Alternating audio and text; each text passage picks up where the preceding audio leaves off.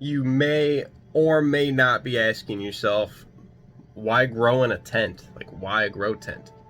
Well, there's a couple reasons, such as cost, convenience, control, stealth, multiple grows. There's so many different reasons that you can take into consideration. Let's talk about it.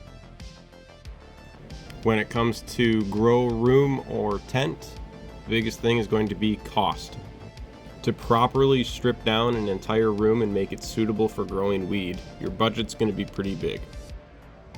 You also need time as well as money to kit out a full room, but you can grab a decent tent for just under $100 to just over, depending on size. They also offer complete grow kits from anywhere from $400 to $600 as well. Whether you choose a complete grow kit or not, you can save time and money by choosing a decent tent, which is money you can spend on grow equipment rather than tools. And let's be honest, no one wants to sell their prized pack of seeds to afford to be able to grow out their room, all to be left with seller's remorse or regret. There's also the convenience of it. Setting up a tent itself only takes a few minutes and can be placed in a multitude of different places. So go ahead and, pitch a tent wherever. Another perk of grow tents is stealth. They can be discreet. They do not have to be limited to spare rooms. They can be placed in the garage, the attic, the basement, your living room, or your closet, for instance. Or you'd say you have a landlord, throw some clothes on it. Now it is a closet. Along with being stealthy, you can apply some air filters, carbon scrubbers, to then help control odor, so that if you have any pesky neighbors, or if you don't want anyone in the immediate area to know that you are cultivating, there are ways to hide it. Another huge bonus to growing in tents as compared to a room is multiple harvests in one singular room. I've got 3 tents going all in one room that I can have on various cycles so that I can harvest more throughout the year. More harvests, more bud. When you start shopping for tents, size matters. How big do you want your grow tent set up? How much room do you have for a tent? How many plants do you want to grow? How much will they stretch during bloom? All of these questions will put you one step closer to choosing the right size tent for you. I personally grow in a 3x3 tent. A well-organized 3x3 can average about a pound of weed every harvest. Another thing you want to consider when shopping for tents is your grow light. You want to be sure to get the appropriate sized light for the tent that you get. The light footprint is what you'll be looking for, as well with wattage and PPFD coverage. I will be making a separate video talking about grow lights here in the future. I myself use LED lights, which the light spectrum in these lights works great for vegging and flowering. There's no need to move the plants in and out of a different grow space or change the light bulb between phases. Once you've got the frame and canvas of your grow tent up and ready to go, the next part is to consider ventilation. Grow tent ventilation is achieved either actively or passively. You can employ an active system using equipment to pull air in and push air out, or you can do the same passively, relying on fans and open vents. Any decent sized grow tent setup will need an active system. This setup will require inline fans and ducting. 2 inline fans are required for an intake for fresh air consumption, and 1 for an exhaust to pull out old stale air. To save space when setting this up, both the carbon filter scrubbers and inline fans can indeed go outside of the tent. So now let's go into my setup here just a little bit.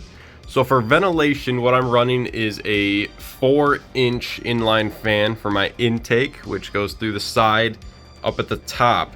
I'm pushing my ventilation down to the bottom of my tent here in a very weird fashion, and you may ask yourself, why not just use one of the lower ductings? It's because the drain table that I have in here covers this vent, and pushing the ducting through that vent blows air underneath my drain table.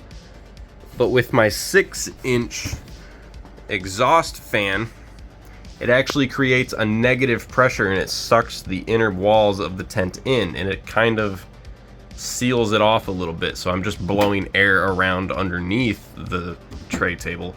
So I have implemented the ducting to go straight down to the tent here, which then blows all of my cold, fresh air at the lower portion of my tent. I have 2 circular fans, one at the bottom, as well with one up toward the top of my tent for air circulation, air movement, pushing around the air.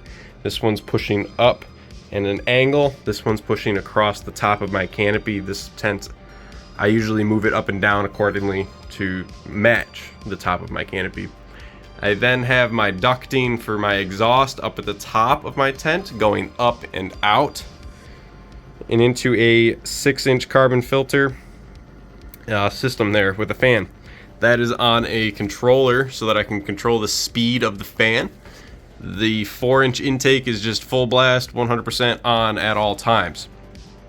I like to always be pushing air in and always be pulling air out. I never have my exhaust off. Right now my fans are not running just to keep sounds low, and that's where we're at.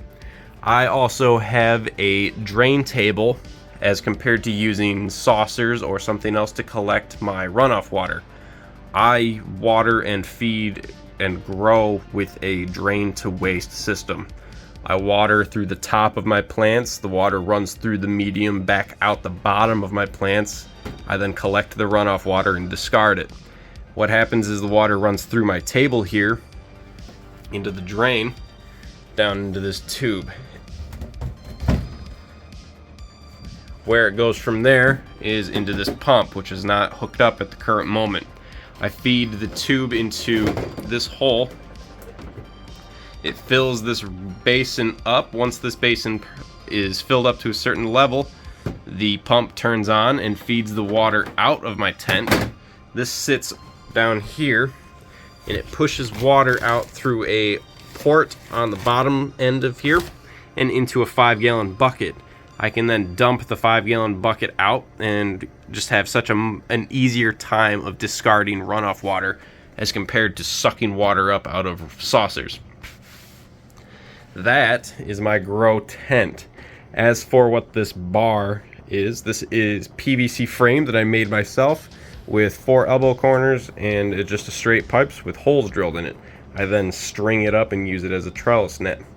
It also doubles as a high CFM kit so that my walls don't suck in too hard where I have my flowering bud sites. As for my light, this is a Spider Farmer SE 5000 480 watt LED grow light. I believe it has 6 bars, adjustable power levels. The driver is removable. If it gets too hot during the summertime, I can take the driver out and put it somewhere else to control heat inside of my tent. As for that, I use hygrometers to control but to check my environments. I'm always stalking my plants, constantly checking to make sure that my parameters are in the correct zone. That's basically it. This is the main grow tent that I feature on this channel. If there's anything that you want to see, drop it down in the comments and I'm going to add it to my list. I have a little notebook right now of video to-do list, as I'm calling it, of topics that I would like to touch on. So the first thing I wanted to do is start with the basic grow tent that I will be using and operating with. From there, I've got a route in a tree that I can go down. I can start going down pH and EC.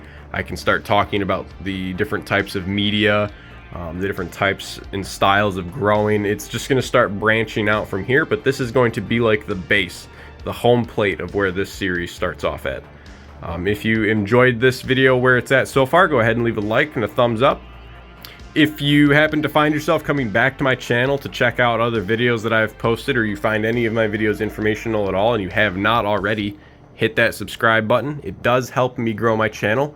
We're almost to 5K subs. As for that, guys, thank you for watching. I appreciate your time. Take care. Happy gardening. Hit my DM if you have any questions, problems, or concerns. Enjoy, guys.